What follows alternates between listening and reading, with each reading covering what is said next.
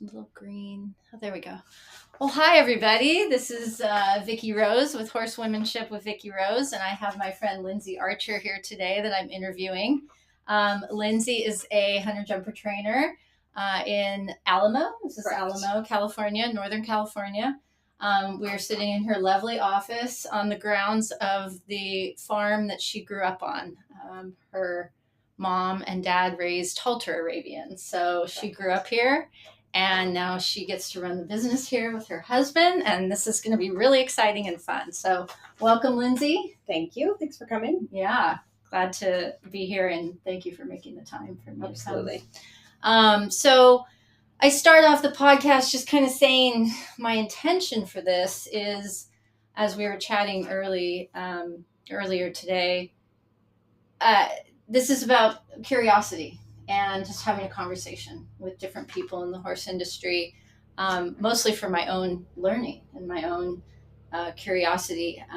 And what I've found as I've gotten older with horses is we have all these experiences with horses, all these experiences, like, we have joys, wins, right? Successes, but we have frustrations, and we have disappointments, and we have challenges, and we have transitions, and we have losses, right? Losses of horses, losses of clients, losses of periods of our life, that we have to get through and grieve in some way. And so, I know we're all in the horse industry navigating those things, and we don't oftentimes talk about those things. And so part of my desire to do this podcast is to open up a platform for that. And so I appreciate you being here and wanting to be part of that. I'm grateful to be here. Yay. Okay, so I usually start with this question. Do you have a first memory of being around horses? I don't think I have a specific memory, but I have memories of being little on this farm with the Arabians and horses coming out to get bred, and people being here to do videos of Arabs for the sales videos for the auctions. I have memories of riding my little strawberry roan pony with my dad to gather cows. Yeah, I remember being on my pony, and because she was little, I was one that would get sent underneath the oak trees to get the cows out from under the trees, because all the guys in the quarter horses couldn't fit. And so they'd send me under the trees to go get the cattle out from under the trees on my pony. So did this place access cattle grazing land? No, but well, kind of. I mean, years ago, the traffic was so light that we could ride from here to the property that my dad leased for the cattle on the roads to get there. Wow. And we would just ride from here to there, and we'd go gather cows, and then we'd come back when we were done. Wow, I love that. Yeah. You couldn't do that now. Absolutely not. It's scary to drive a car out there at this point. Fascinating. Yeah. Okay, and then this property was your parents bred halter Arabs? Yeah, my parents bred Arabians. They imported horses from Russia, from Europe, and bred halter horses, and back then, they all had to be live cover, so mares would get sent in. We had 2 stallions that we stood here on the property. Okay. And mares would get sent in, and they would get covered, and then they would go back out. And we always probably foaled out, I don't know, maybe 10 a year. And then they'd go to the auctions in Scottsdale and wherever, and it was constant turnover. Wow. And did you get involved in the daily workings Thank God of that? for me. My mom's first Arab actually jumped, and Twinkie Nissen was the rider and took it to nationals back east. Okay. And so Bill Nissen was very involved, thank God, in my riding from the very beginning. And because of Bill, I got to go the hunter jumper route and never had to ride an Arab. Wow. Okay. Yeah. Interesting. Yeah. And was he your parents' vet? He was very close friends with my mom and dad. And he was the vet for my horses when I was a kid until he passed away. Okay. Yeah. So did you start riding where Twinkie rode? So Bill had me ride with a woman named Nancy Patton. Oh, yeah. At Starlight Stables. And then my first horse was a horse that had won Onondarka finals, was with Karen Healy. Okay. And Bill, my mom said, Bill, why don't you go check it out? And so Bill went and checked it out and was like, yeah, it's great. It's a little bit older. It's not super sound, but it's sound enough for us, and I can keep it going for Lindsay, so I can get the price down, but I know it'll work out. And it was the best horse ever. Oh, wow. And then from Nancy, he helped me get into Karen's, and I went then to Karen Healy, and I rode with her from when I was 14 until I was 18. Wow. And he was just always a part of my life and horses. He was always around. Yeah. Really special person. Yeah, quite a loss when he died. Wow. Okay, so you rode with Karen down in Los Angeles. Didn't you do national medal finals? So I went to boarding school when I was 14, and boarding school was in Santa Barbara. And Nina, at the time, Herrera, was living in San Ynez, and we were the same age, and she would pick me up at school, and then we'd go down to Karen's. And so we've been like really, really good friends since we were 14 years old. Neat. And I didn't get to ride a ton when I was there, but I went a fair amount. And then I didn't ever really have my own horse when I was down there. My last junior year, my parents got me a horse like in probably April. And then I was allowed to have a car for the last like couple months of school. And I was there all the time, and I qualified for indoors, and I got to have my one hurrah and go indoors and do all the medal finals back east. Nice. It was super fun. Okay. Yeah. And then what? Then I came home. I actually went to UC Santa Cruz. Did you? Yep, for the first quarter. Go banana of that slugs. Year. That's right. And I rode for Penny a little bit when I was there. Did you? Yep. What year was that? Fall of 99. Okay.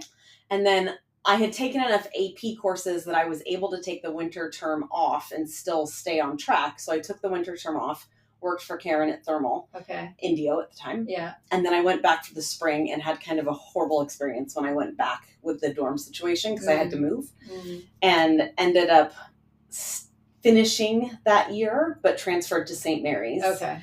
And then when I went to St. Mary's, I started working for Green Duncan McFarlane. And they were out in Fairfield. And I did school Tuesday, Thursday, and I worked for them Wednesday, Friday, and went out there on Saturdays. And rode with them. And I graduated in 3 years and then started the business in 2003 with Matt. Okay. And that first summer when I started, he went to Europe and worked for Alan Waldman. Okay. And then he came back in September of 2003, and we did it together from there on. Okay. Yeah. How'd you guys meet? Through Guy Thomas. Okay. Yeah.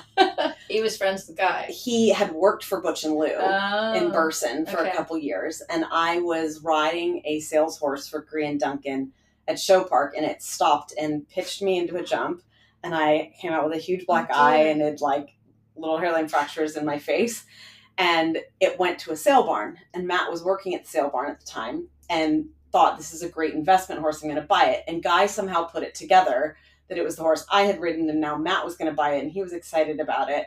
And so he had Matt call me because he was like, I don't think you should buy this horse. And that was how we met. Oh, that's great. So we always joked that we needed to find the horse and put it in a field and retire it, but that never happened. That'd be funny if you ended up giving your kids like up down lessons on it or something. Yeah, right. Because sometimes they just don't want to do that job anymore. Did not want to do they that just job. need an easier job. Yeah. Wow, that's a great story. Yeah. Okay, so then you guys got together and started running a business out of we started dating in place. 2001 and then opened the business in 2003. I had thought that I would probably work for Green Duncan for eternity, and for whatever reason that didn't work out with the clients and horses they had. Yeah. And so I was a little at a loss and didn't know what to do. And Duncan looked at me and was like, that's really a no-brainer. Your parents have a place. You ride well. I know you're going to be able to teach. You just need to go start a business. I was like, you're crazy. I don't think I should do that. And he was like, that's not an option. That's what you need to do. So I did it. And then the rest was history. How old were you? 22. Wow. Yeah. Yeah, it's funny how stuff like that, when it falls in your lap, I mean, and when you're in your early 20s, we have lots of energy and, you know, motivation, and we can pretty much do anything. Yeah. Yeah. I mean, we were humble and hardworking and just found a way to make it work, but it definitely wasn't the plan that I had envisioned. I had envisioned being an assistant for somebody for 5 or 10 years and working my way up. And the next thing I knew, I was in all the way. Yeah. But I was incredibly fortunate because I was able to start here, and I didn't have huge bills over my head. Yeah. Yeah, that's amazing because that can be a roadblock for a lot of people for sure. So tell our listeners what's it like to be you these days? What's life like for you? Just incredibly grateful for life at this point. We have 2 incredible children, 13 and 15. And my older daughter rides. My younger daughter is an unbelievable basketball player, which is so fun. Okay. Matt and I laugh all the time that it would be fine if we just quit riding, just watch Lily play basketball. I mean, it's so fun to see someone that's really talented. And my other daughter that rides is also, it's so fun to watch her ride. She has always loved the horses and has always connected with animals in general. And I felt like a terrible mother because I got her on a pony at one point when she was younger that bucked her off and scared her absolutely to death. And she had about 2.5 years where she didn't want to be anywhere near a horse. Really? And then we lucked into the most amazing pony that kind of brought her back from the edge of never wanting to touch a horse again. And then we lucked into the most amazing horse that was her first horse. And now watching her ride is one of the most fun things we do. So, we've been incredibly fortunate. We have 2 awesome girls, and they're just great to be around. And do you guys coach her, or do you? I try not to. Okay. If it's possible to have somebody else do it, that's what we do. Laura Gerst has helped a lot. Denise Borges helped a lot when she was little and really kind of got her confidence going. And Tasha Vizoke has helped her a little bit. I try to get lots of people, actually, like Julie's helped her a little, and I think it's great for her to hear things different ways. But Laura has been the one that's helped her most recently and really has helped her a lot, and I helped Laura's daughter a little bit. Cool. So it's been fun. Is she focusing on the jumpers or the equitation or a little bit of both? Right now, she has the jumper. She's going to focus on whatever horse she has because we don't have the luxury of getting the one she wants. But the horse she has right now is amazing. Okay. It was originally my owner, Catherine Harvey's horse, and in the end, it needed to find a different job, and so we put Addie on it to try and sell it. And it was so good with Addie, and I was showing some people videos of it at Thermal last year, and I was like, I gotta sell this one for my owner, and look how good it is with my kid. And they looked at me and were like, you're an idiot. You'll never like, replace why that are for you your selling daughter. this? It's perfect for your daughter. And I was like, okay, I guess we'll find a way to make it work. So my owner allowed me to purchase part of it so we could keep it for a little while. Okay. And now we have this lovely horse for her to ride. Amazing. Yeah. That's great. Yeah. That's great. And do you think your younger daughter has collegiate basketball aspirations? Like she D1? 100% has D1 aspirations. I mean, I think if you ask her, she legitimately wants to play in the WNBA. Wow. She eats, drinks, sleeps basketball. She just in general is a sports fanatic. With her uncle, she has a fantasy football team. And Matt was joking the other day when they were doing the draw for it. He said his brother and her were talking, and he was like, no idea what they're talking about. None of the people, none of the things. Her knowledge has surpassed mine. He was like, the conversation they had was so over my head, and they're like so into it, and that's just who she is. Like she understands, gets, and loves all sports. That's awesome. And she genuinely wants to go as far as she can possibly go in basketball. I wonder if she'll be a coach someday. I don't know. Yeah. I could definitely see her being a coach. She's one of the most empathetic, intuitive people when it comes to other people that you'll ever be around. Boy, do we need that. So I could definitely see it transitioning to that if she doesn't just really get into it as an athlete herself. How fun to watch. It is so much fun to watch. That's my greatest joy, is watching my boys do what they love to do. It is so much fun. Yeah. Cool. So that's kind of a good segue into this third question here. Whether it's with horses or with family stuff with horses, can you describe any couple challenges that you've had along the way, and how you may have navigated those? I think one of the challenges that I had earlier on was the struggle of guilt of being a mom and also following my dream of wanting to do the horses.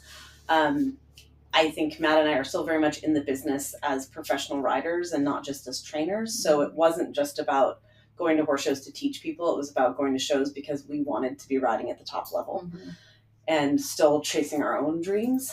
And in doing that, leaving our kids behind. And my older daughter is just goes with the flow and easy. And I never had a ton of guilt about that. But my younger daughter really pulled on my heartstrings, and I had so much guilt about leaving her. It was really hard for her when we left, and it was really hard for me when we left. And I think I put a lot of pressure on myself that basically who she was going to become was entirely dependent on what I did. And I had an incredible mentor in Dick Witcher who said to me one day, you're going to do everything you can do, but at the end of the day, she still has to become who she wants to be. And you can't put all of that on you. You have to take a breath and recognize that she is going to participate in who she wants to become. And yes, it might not all be perfect, but it's not all on you. And you have to be okay with that. And it was kind of like I literally felt these weights come off my shoulder. And I've had a moment here and there since then where she has literally come up to me and at a young age said, Mom, I understand.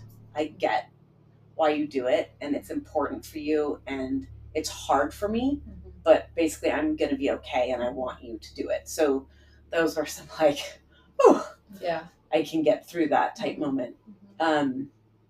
So that was kind of a family struggle. And then more recently, as an athlete, I had a lot of struggle. I was very fortunate to have 2 kind of back-to-back horses for Catherine Harvey, who's our owner, that competed at the top level and were just successful and winners at the top level. Cameron in 2016 won 3 or 4 Grand Prix, and then Jarpur from 2018 to 22 won lots of Grand Prix and got me to the top of the sport. Jumped the 5-star Grand Prix at Thermal with just the last jump down and won a lot of classes. And then I had some nice horses kind of underneath them that kept me in the ring. And I went from having all of that to all of them getting hurt within a 30-day period of time in 2022. And that was fine. That's part of the sport, but it just lasted. And by June of the next year, I really mentally was in a negative place. I had gotten to a point where my self-worth was entirely based upon my results in the ring. So not even getting to the ring, let alone getting results in the ring. I was at a place where I didn't understand what my purpose was in our business. I didn't understand what our purpose was in our friend group, in our marriage, in any of it. I felt like I had no value. Like I brought nothing to the table. And I think it's one thing as an athlete when you get hurt, but because you have a little control over that. But when as an athlete, your horse gets hurt, I mean, I really had no control over it. And I'm a very type A organized person. And I kept with the vet setting these deadlines. Okay, we're going to be here and we're going to do this. And then that one will be jumping that by then. And this one will be jumping that by then. And every time those deadlines would come and go because there'd be a new injury that came from the first one. And there was just, for me, that was like a black hole and there was no way out of it. Wow. And then to compound that, in October of 23, I had a really bad accident at Sacramento International. I had a horse that I was warming up on left the ground to stride early at a jump. And thank God for my helmet and my air vest, I went as fast as you could possibly go head first into the ground. It was, I can't describe how fast the situation happened. It went from realizing she was leaving the ground to the ground was in front of my face. And I was going so fast. Lawn dart.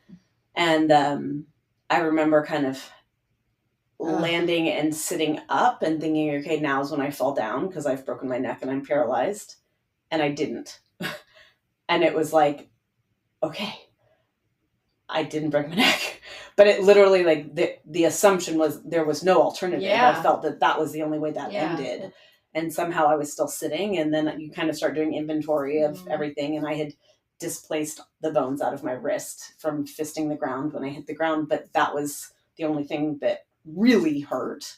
I mean, my neck was really sore. But it was super traumatic for probably a year and a half afterwards, I couldn't talk about it. Like, I would be hysterical in tears right now if I was trying to tell this story. Wow. And was this a horse you knew pretty well? It was a horse that I knew well. It was one of the ones that had gotten hurt the year prior, and I was bringing it back. It had actually jumped double clear in the Grand Prix at Sacramento the year prior, and we were back at Sacramento, and she was just getting into the 135s. Mm-hmm. And I think there was probably something that still wasn't quite right, and she just made a mistake. Mm-hmm. And that accident really was a wake-up call to the fact that I was lucky to not be brain dead. I was lucky to not be paralyzed. I was lucky if I was going to sit on a horse ever again. Mm-hmm. And so for as dark as places I had been, it at least made me realize, okay, yeah, that was bad. Yeah. I was unhappy and I didn't have a lot of self-worth, but I can still actually get on a horse. And if I just flat horses for Matt, that would be a bonus. If I could just ride some young horses and jump 1.10 meters, that would be great. Like, I really didn't know what my future was going to be at that point. Yeah. And because of the wrist injury, the doctor at UCSF that was taking care of my concussion stuff, she was like, thank God you did that, because I know you'd want to be riding, but I really don't want you riding. Yeah. And so I had probably 2.5 months where I didn't ride. Okay. And then January of 24, I was slowly getting back to riding, and there was a clinic at Thermal that Cavalleria Toscana put on. Uh-huh. And in that clinic, Lorenzo De Luca did a riding portion, and there was a woman from Europe that came and did a mental coaching portion. Mm-hmm. And it was group work. Mm-hmm. So there were 10 of us in there. There were some juniors, there were some professionals, and there were some amateurs. And that changed my life, essentially. You participated in the clinic? I participated in the clinic, all parts of it. Okay. And the group part was life-changing. Wow. I was a psychology major, graduated from St. Mary's. I've always believed in the value of therapy. I had worked with a therapist a lot through all of that period of time, and nothing resonated with me in the way that having peers tell me, I have been there, I have experienced that, and it's going to get better, did.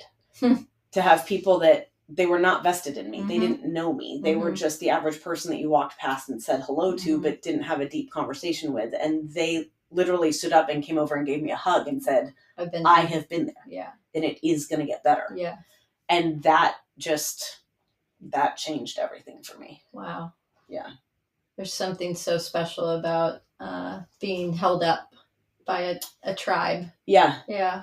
And recognizing that you're not the only one going through something. Because I truly thought I was the only one that experienced that. I was the only one that felt I was a failure. I was the only one that felt I didn't belong. I was the only one. Like, I would get up from the dinner with my closest friends, be like, okay, good night, and go to my room and go to bed, because I didn't think I should participate in a conversation about sport because I wasn't doing it. Wow. And so to have these people that, not only to have the people that had been there and done it and said it's going to get better, but to also see the look on the faces of the juniors who had held me in a light of, she has won these classes, she has done these things, obviously she can do it again. In my mind, I was never going to do it again. Yeah. But they didn't see that. Yeah.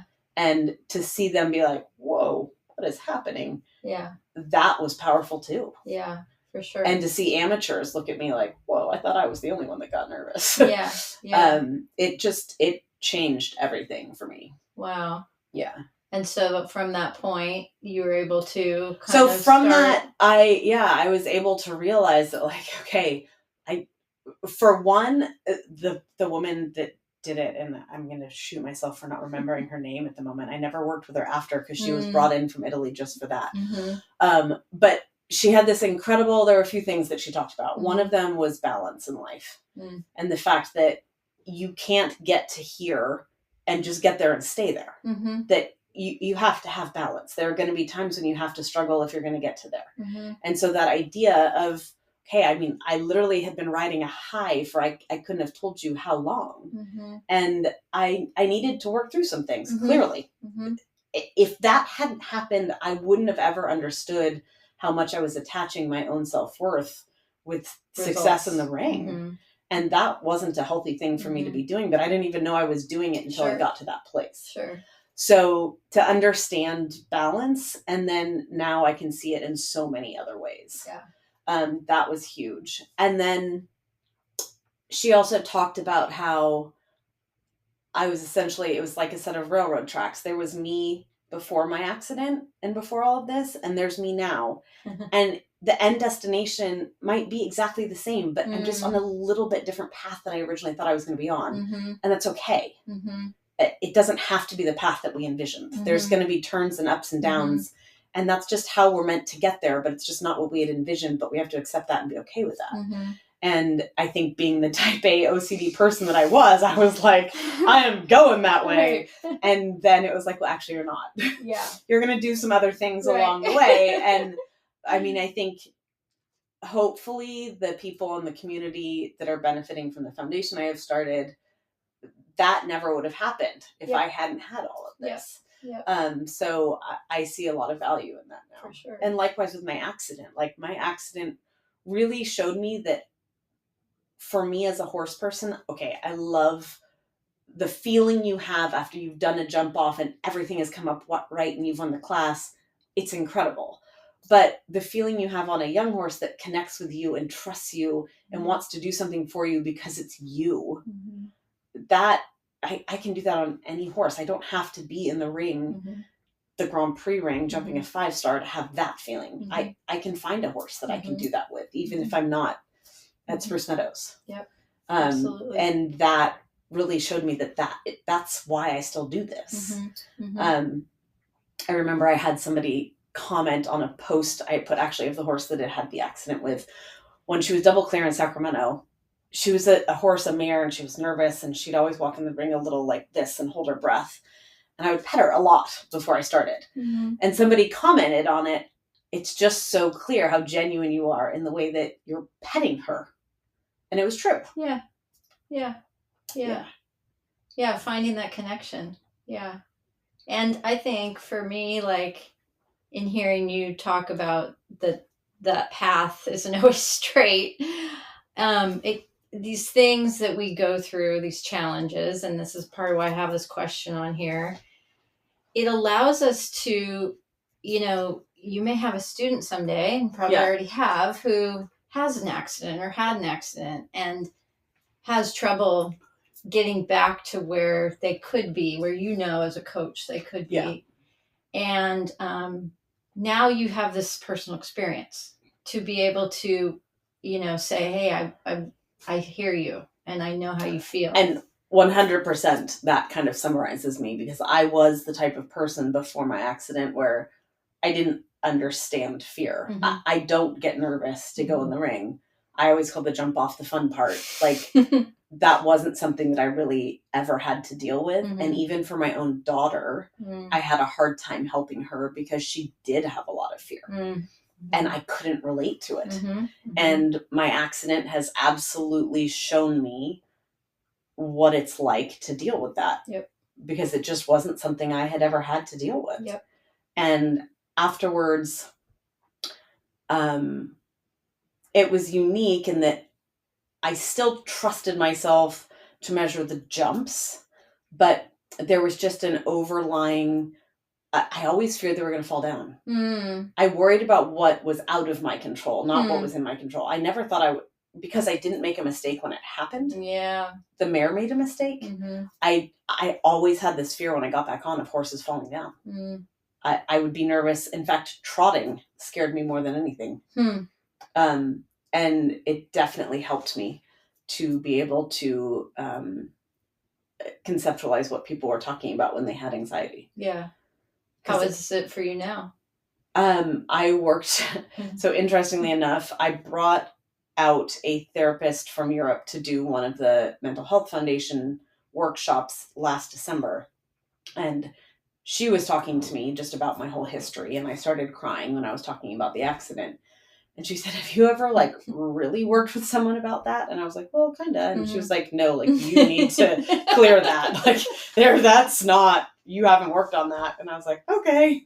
And she connected me with this woman in England who is absolutely incredible. And we worked through that accident over about 3 hours. Wow. One day. Wow. And it was a session like I had never done before.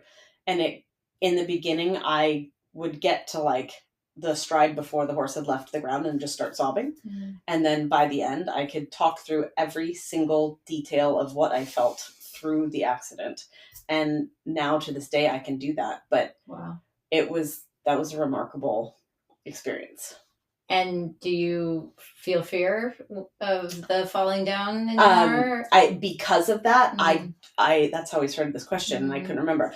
And I do say concussion brain is real. No, I don't anymore. I don't get on and feel like I'm going to fall down.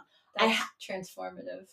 I get a little worried when I try horses. That you don't know. That I don't know. Mm-hmm. I don't love trying horses anymore. Mm-hmm. But I don't have that anymore. That's what Matt could be for. And that is what he's for now. But I used to be, before I worked with the girl in England, anytime I got on a horse to warm up, trotting around, I was like, oh, they're gonna fall. Wow. And I haven't thought about that now that we talk about it in quite a long time. That's good. Yeah. So you mentioned a couple times your foundation. Yes. So I've known Lindsay for a couple decades, but recently, when I was at Thermal last winter, I saw a thing come through my social media where she was putting on this talk with a mental skills coach at Thermal, and it was supported, sponsored by her foundation, which is called Equestrian Foundation for Mental Health Awareness. Equestrian Foundation for Mental Health Awareness, which you... Emma. Equestrians for Mental Health Awareness. Emma. Yes. From now on. So this is a nonprofit foundation. It's a 501c3 nonprofit, and I started it as a result of the group therapy that I had done through Cavaliera Toscana. Okay. That was transformative enough for me that I felt like somehow I had to bring it to our community. Mm-hmm. Matt and I are big believers that at our point in this career, we need to be giving back somehow. Mm-hmm. We've done boards and we've done all those things, and I never really felt like it was enough. Mm-hmm. And when I had that experience, and with my psychology background, I was like, this is something I can do. Mm-hmm. This is something that I can bring. Mm-hmm. And I knew people needed it. It was just a question if the people realize that they need it. Right. That's still the struggle a little bit. The stigma on mental health is real. That is not exclusive outside of our business. That includes our business. Mm-hmm. And it is potentially even stronger in our business. Mm-hmm. But yeah, I am working really hard to get people to recognize that taking care of yourself mentally is no different than going and getting your yearly physical, checking in and seeing how you're doing. There is nothing wrong with that. In fact, that's something we should all be doing. Sure. Yeah. And I mean, for even just being able to understand the mental side of the game is a huge part of it. Yeah. And it seems as if every other sport has caught on to that.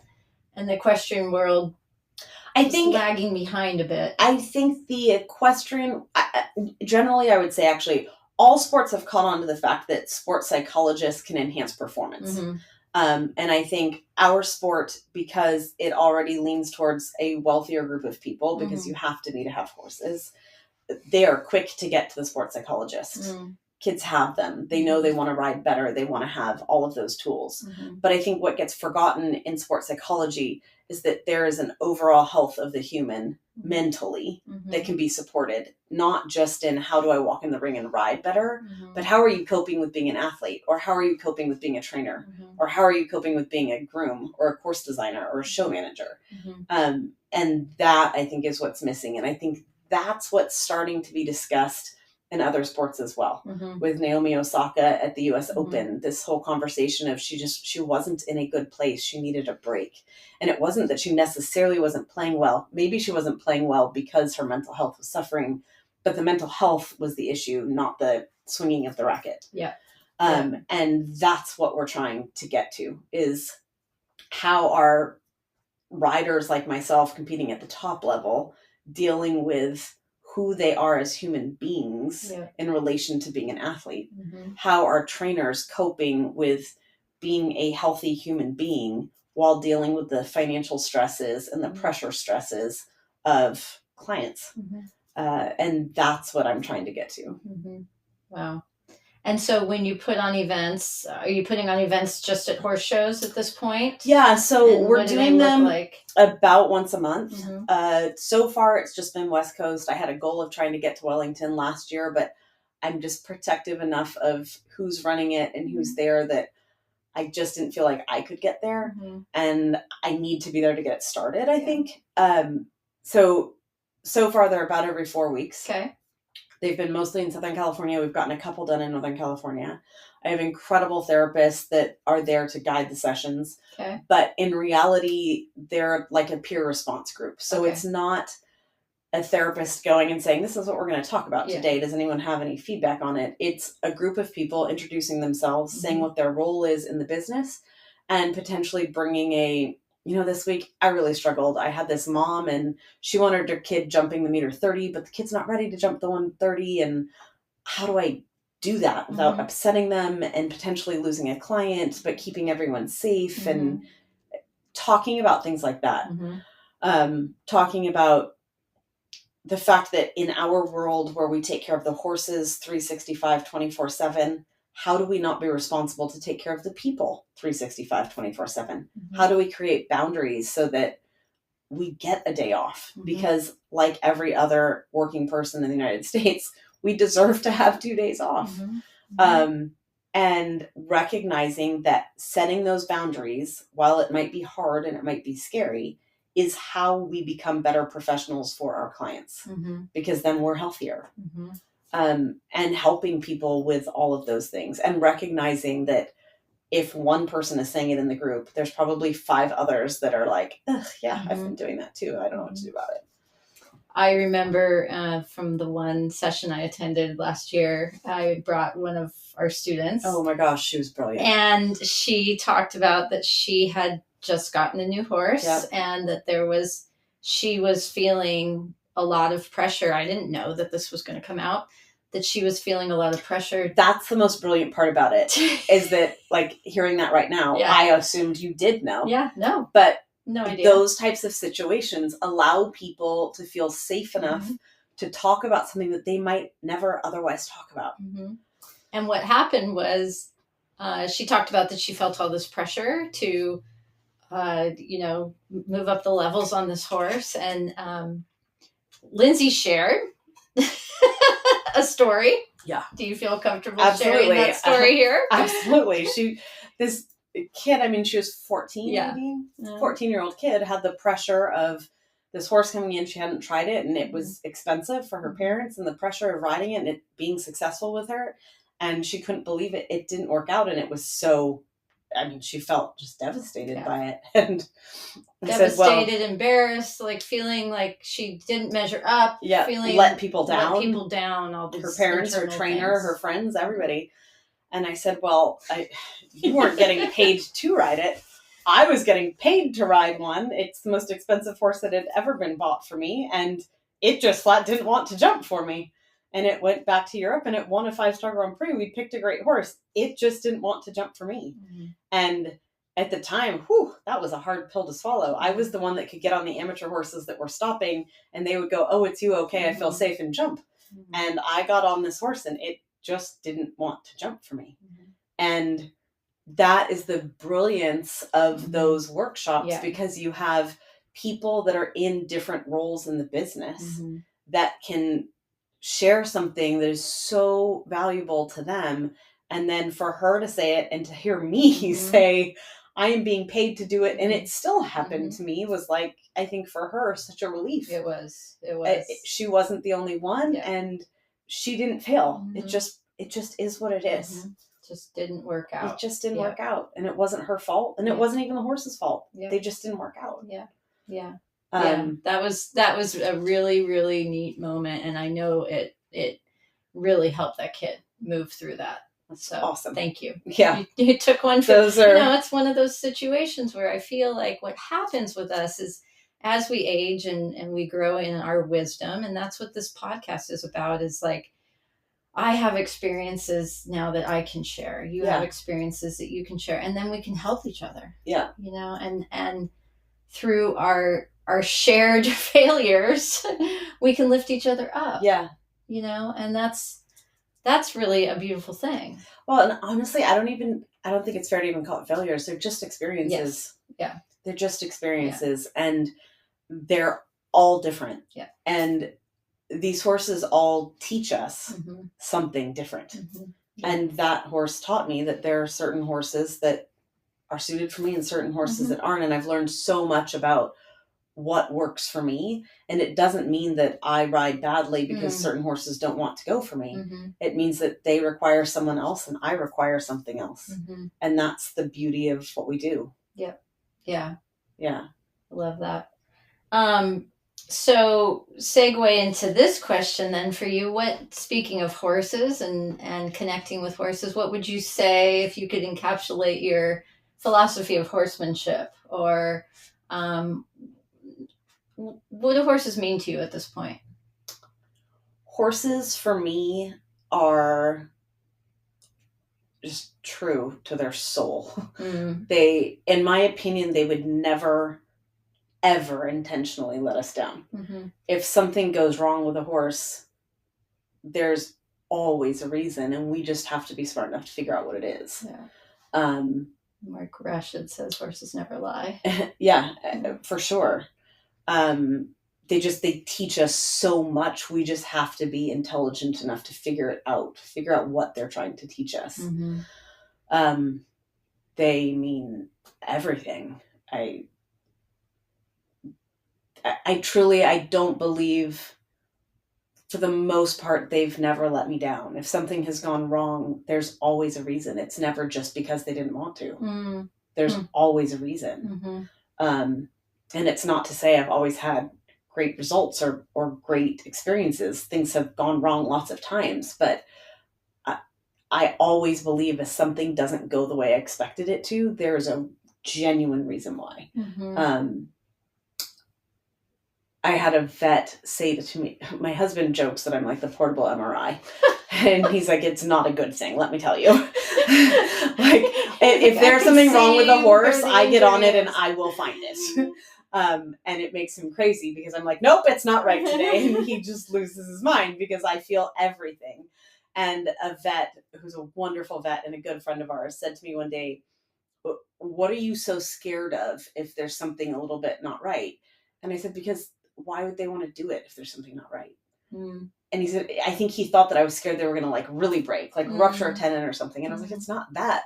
Why? They don't have to do it. I don't want them to do it if there's something not right. And for sure, the reason why I will never be a top rider is because I cannot push a horse. I can't. Yeah. I can't push a horse through something like that. Mm-hmm. And there are, I think the best riders out there have an ability to block that out and kick and pull hard enough that they just get it done. And I feel everything.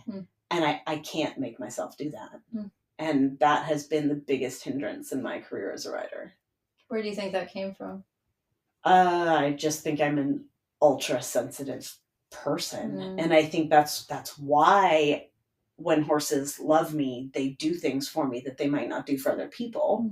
But it also works to the opposite extreme that I can't make them do something if I don't feel like they're 150%. And sometimes I feel bad for my owner because it'd probably be easier for her if I was willing to just kick and pull harder, but it's not who I am. I can't do it.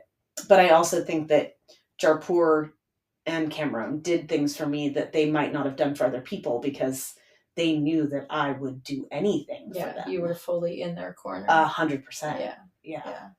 Yeah. Horses are so, they can be so stoic. Yeah. And one thing I've learned about studying horses is they are very good at masking. Yeah. It's part of their survival. Yeah. To not look infirm. Yeah. To not, look to a predator like there's something wrong. Like there's something wrong because they're going to be the one in the herd that's targeted. So they get really good at pushing through. Yeah. And I think, we need more people like you in the industry who are truly advocating for, this horse is trying to tell us something. Yeah. And, it gets harder and harder because the better therapies that are out there and the better diagnostics that are out there. It's like we can, catch things early, and we can, do things that help them. But, I think, and this is where I think you've been lucky. You've developed some horses that you've had long relationships with. Yeah. So that's a blessing and a curse. Yeah. Right. When you have that. I think one of the hardest things that I dealt with as a rider actually was not just my struggle when the horses all got hurt, but I had never, until Jaipur, I had never had a horse like gradually decline in sport. I had horses have like an injury that ended it. Or I had one mare that she started stopping, and it was clear that she just was done. And there was an end. A line. And one thing that I didn't know how to do, and I will feel guilt about it forever, was how to allow Jaipur to end his career gradually. I will feel like I failed a bit there. But you didn't know. Yeah. You didn't know. Yeah. No, you can shepherd somebody else differently through that experience. Yeah. Matt has a horse named Luigi that's older. And I feel like my experience with Jaipur has made us much more aware of how we have to allow that horse to end its career. Yeah. It's so important to us that horse finishes a hero in a lower division until he is done. And he doesn't ever have to say, I can't. That's beautiful. That's something that, unfortunately, you have to figure out the hard way a little bit. Yeah. Well, you did the best you could with what you had. Yeah. Try not to beat yourself up about that. It's hard, though. Are you seeing anything in your corner of the horse world evolving, changing, for better or for worse? The cost of things is horrific. Matt and I always say, like, we literally have the dream scenario with the owner that we have. That's not something we ever would have dreamt for when we were younger. But without that scenario, I don't know how you get to the top of the sport. We've been fortunate to get to the top of the sport on the West Coast. But without someone like that, I don't know how you do that anymore.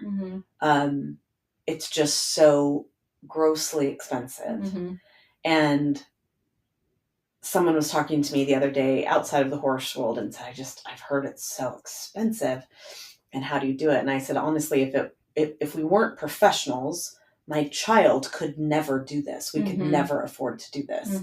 But I am fortunate in that we can absorb the cost because we can train and do the hauling and do so many things. We can allow her to do this, but it is frightening to me how expensive it has become.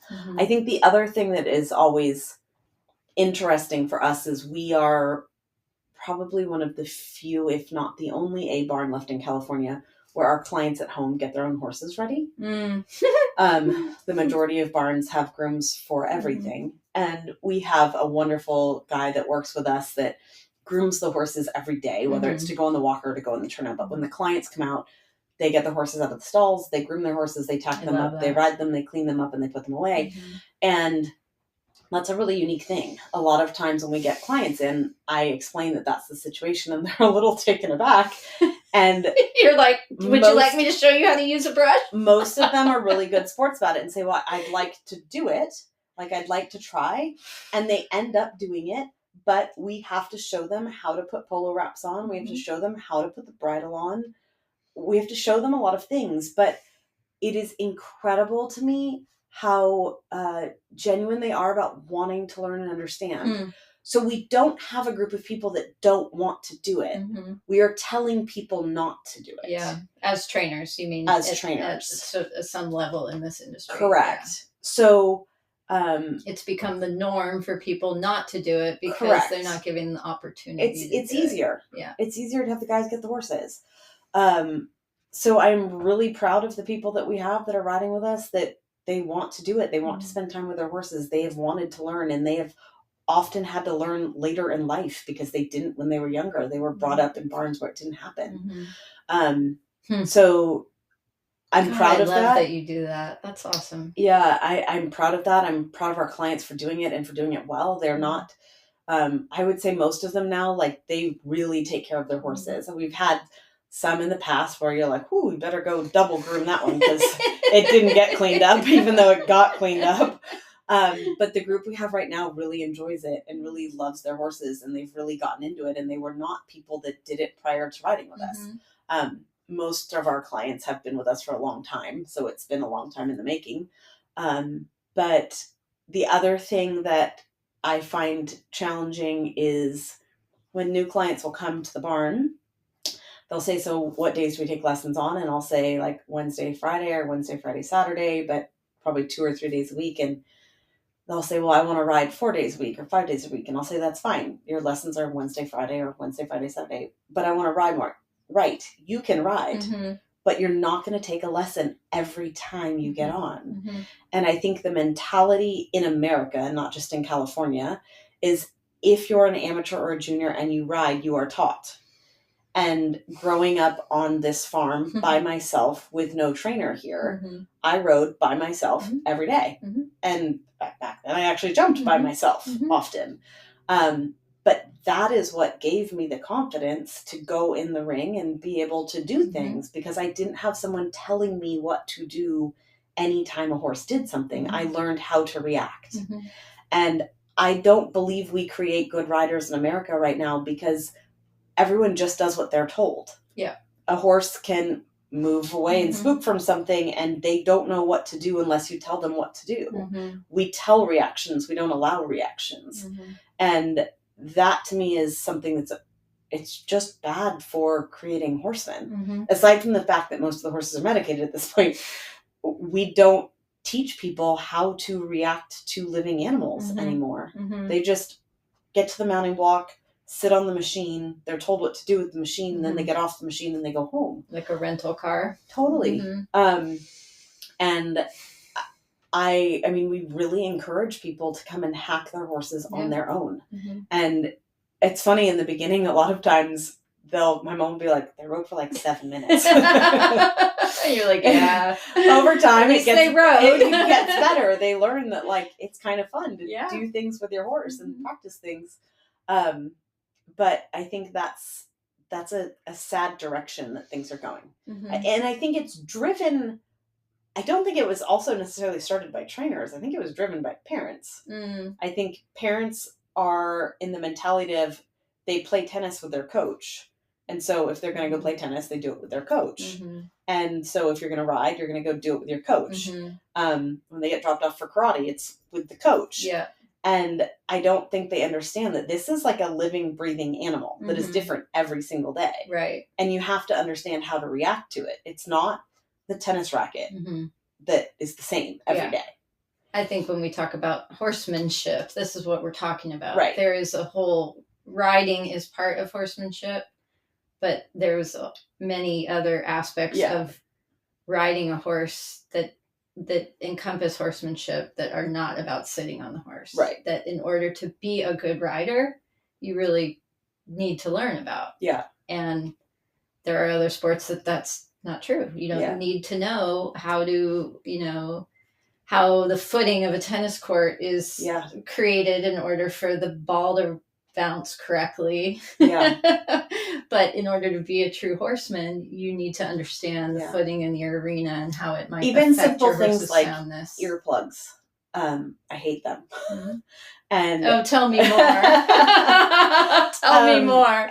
How often we'll have like somebody come in with horses, everything always goes with earplugs, and I'll try and wean the horses off of it, and they'll say, oh no, they're supposed to have them, and I'll say, but they have no self-confidence if they can't cope with the squirrel in the tree.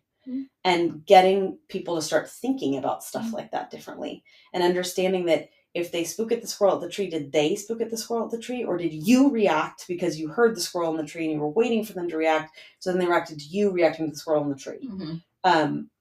Simple things like that. Like so much of that is lost right now in the earplugs, the medication, the lunging, and people aren't okay with animals being animals, Mm-hmm. and trying to get people to understand that, like, we need to give horses confidence in how we react and how we treat them. And by adding on all these things, all we do is make them less and less confident. Yep. By trying to make them quiet. Yep. And that's trying to take all the risk, I think, out of riding in a way by changing the animal. Yeah. Instead of looking at, I am entering into a risky endeavor. Well, instead of teaching people how to cope with a real living animal. We don't teach people how to understand horses anymore. We just teach people how to walk, trot, canter, and jump jumps. And that's hard for me. Like, I really wish we had the time to get people to understand they don't want to hurt us. They're just either reacting to us or reacting to something else. And how can we make them feel confident so that they don't react in that way? Yep. I think that's one thing in the business right now that I'm struggling with. Yeah. Well, this is a little bit of this for me is,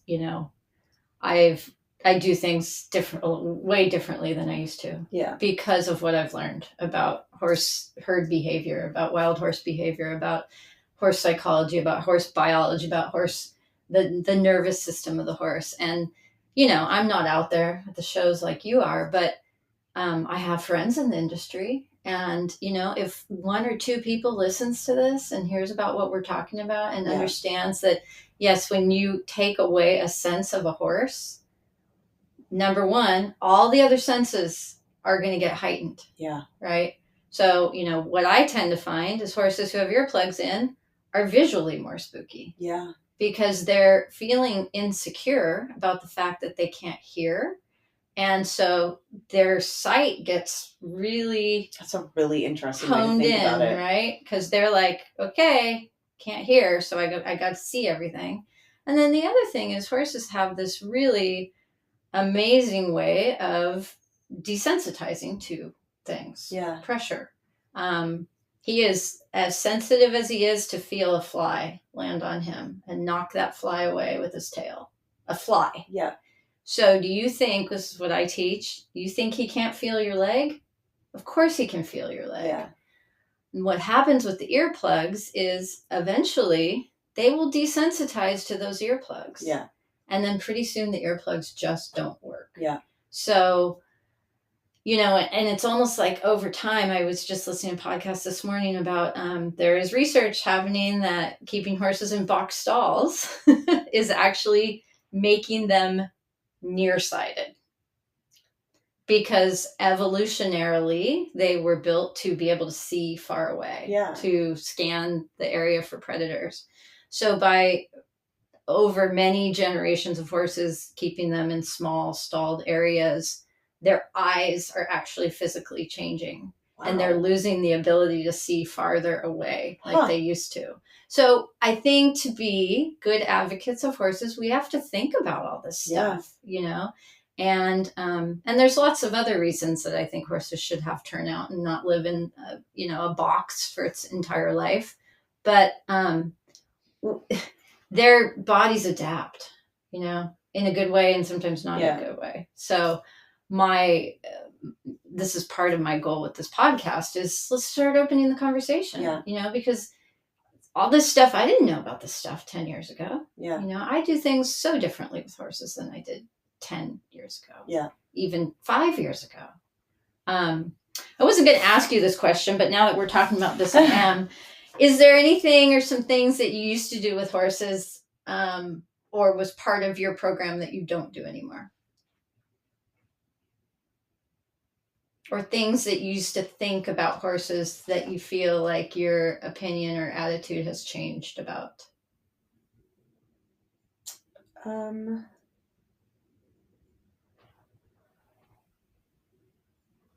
Yeah, so, gosh, when was that? I was pregnant with Lily, so like 2012. I organized a clinic for the NorCal Hunter Jumper Association with Will Simpson. Okay. Who now is one of my most favorite people. Okay. And it was a really funny clinic. he wanted to have 5 black stall mats brought out into the ring. And the first thing he was going to do with all of the sessions was have people walk the horses onto the mats and get them to stand there. And then he was going to do the rest of his session, a 2-hour session. An hour and 50 minutes into the first session, we hadn't gotten a single horse on the stall mat. So that one was done. So then the second session, he managed to find one horse that he got onto the stall mat, and then we did like normal session because I was like, Will, we can't. Yeah. I can't do this. People like spend a lot of time to come, and no one has done anything. We haven't trotted. So the rest of the clinic, he talked about disengaging the hind end. Mm-hmm. And taking a horse that was dangerous, whether it was rearing, bucking, whatever, teaching people how to disengage the hind end to get them to be safer, whether it was on the ground or on them, which was something I hadn't directly understood. When I worked for Duncan, he had worked with Nelson Pessoa, and Nelson Pessoa had done a lot of that with him, and I would watch Duncan do it, but I didn't understand what he was doing. So when Will was talking about it, it all kind of clicked, and it made a lot of sense.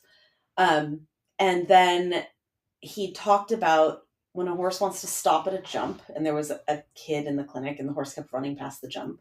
He talked about how he didn't care if a horse stopped at a jump. Didn't bother him. He never wanted to see a horse run past the jump. And he said, if you can get a horse to go to the jump, eventually it's going to jump the jump. But if they run past it, you have no chance. And so it was a lot about taking pressure off, that really at the end of the day, they want to jump. They just don't understand something. And the more pressure you put on, the more flight reaction you're going to have.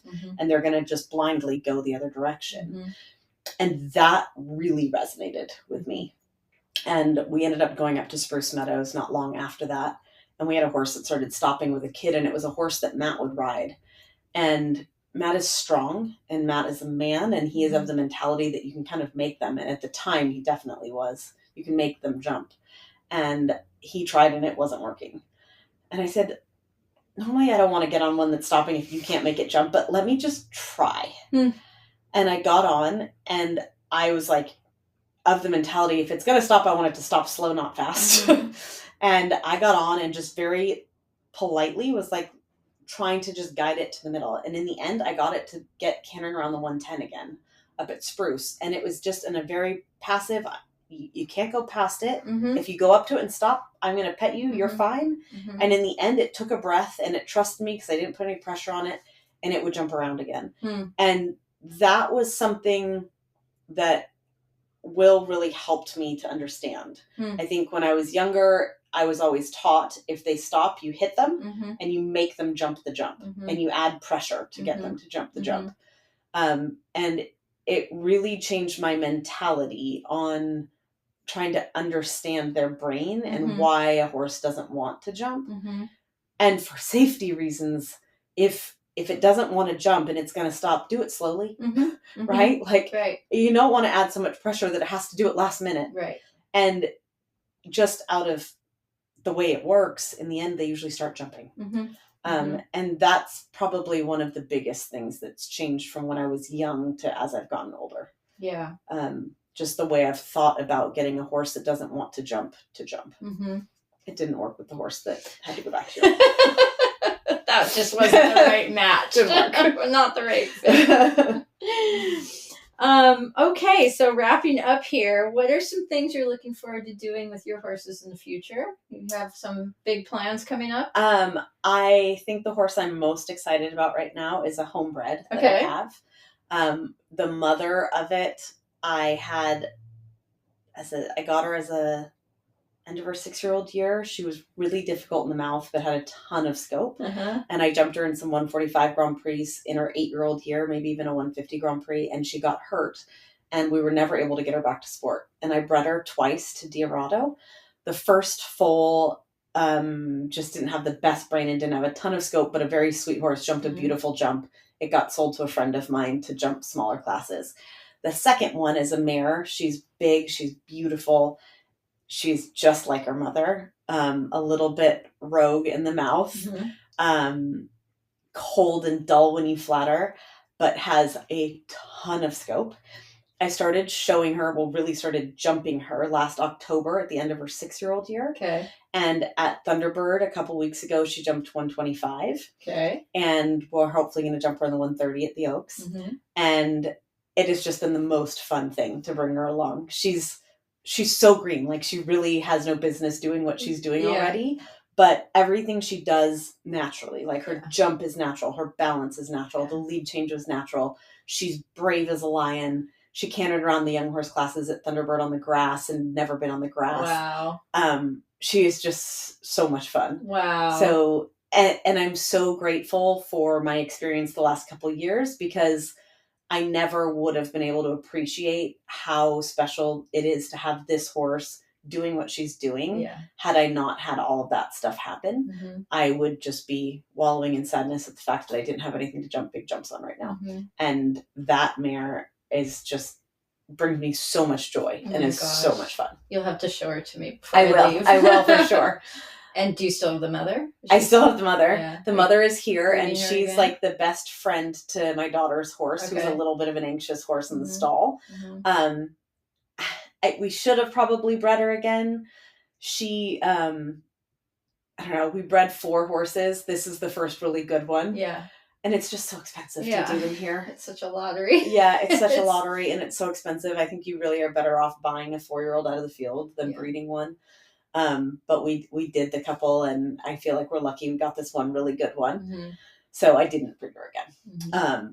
But like even today I was riding her, and like when she starts, she kind of puts her head up and doesn't want to go and is sullen to the leg, and her mother was identical. And I was laughing with Matt. I was like, she's a twin for her mother, and Matt rolls his eyes and is like, I know. And the mother, I mean, she was the funniest horse. She had so much scope, but she would barely steer, even in the Grand Prix. And she just was such a character. Yeah. And this one is so similar. So similar. So it's really fun. I love the mares. I just love them. Yeah. So you're developing that horse, and you have people in medal finals this fall? No, we don't. We mostly have jumpers. Okay. I don't really have any kids in the equitation anymore. I have all amateurs again, actually. We really actually like doing the amateurs and the jumpers. I have one amateur that's ridden with us for maybe 12 or 13 years now, and she is pregnant with her second child. And her horse that we bought her last year to be a high amateur horse, I got to take over this year while she's been pregnant, and I've gotten it up to like the 2-star, stepping into the 3-star level. So I've been jumping that one in the Grand Prix. And that's been fun. She'll take that one back in November. Okay. And then I have a amateur that goes to school at UC Davis, who has a horse that she's jumping in the 135s, which has been fun. And then another amateur that's ridden with us since probably 2005, so almost 20 years. Wow. She has a horse that we got last year in November, started in the 110, and she's getting it into the 130. Wow. And the first time she's done the 130 since maybe 2006 or 7. That's so pretty quick. Fun for her. Those levels. Yeah. And that's really the group. We have a small group right now. That's who we have right now. Yeah. And then Catherine has her horses that she does in the 110. Okay. And she kind of goes back and forth a little between the meter and the meter 10, but she's been really confident lately. So jumping the 110 at Thunderbird, I don't know if she had to jump down the whole time we were there. She had great rounds. And then Matt has his older horse, Luigi, who's starting to step down a little bit, and a horse that he got as a 7-year-old. It's now 13. It's had 2 deep flexor tendons, one on each side over the years. And it's back from those and back jumping the 145. And so that one is always like, we're kind of like, hopefully you're good today. So keep the bubble wrap on him. So that's kind of what we have right now. We're a little bit light on horses for the bigger sport, but enjoying the ones we have. Well, it's starting to be basketball season soon, so you're going to have a lot going on with your daughter. Maybe that's a good thing. Yes. Okay, well, and where can people find information about your foundation and so all that if they're interested? Yeah, for sure. What might be the next couple events coming up? So we have a workshop happening at the Oaks on, I want to say it's the 16th. It's a Tuesday. Okay. Of September. Okay. Might be the 17th. 4:30 at the Oaks in the VIP. Kathy Rowson will be the therapist for that one. And then we're going to do one probably at Temecula in October. And I've organized one for the second week of Sunshine in November. Nice. That, if you go to eqmentalhealth.org, you can find all the next ones that are coming up, and there's information on the foundation. There's a donation button if you're interested in donating. And yeah. eqmentalhealth.org. eqmentalhealth.org. Awesome. If you have questions, info@eqmentalhealth.org. And if somebody was interested in coming in Shady Lane. ShadyLaneFarm.biz. Farm.biz. ShadyLaneFarm.biz. Yeah. Here in beautiful Alamo, California. That's right. All right, Lindsay. Well, thank you so much. Thank you. It's been great to talk with you. Yes. I appreciate your authenticity and your honesty. Yeah, absolutely. It was fun. All right. That's another episode of Horsewomanship with Vicki Rose. The tagline is, stay curious, stay committed, and if you can, stay in the saddle. Love it. All right. Bye-bye, everybody.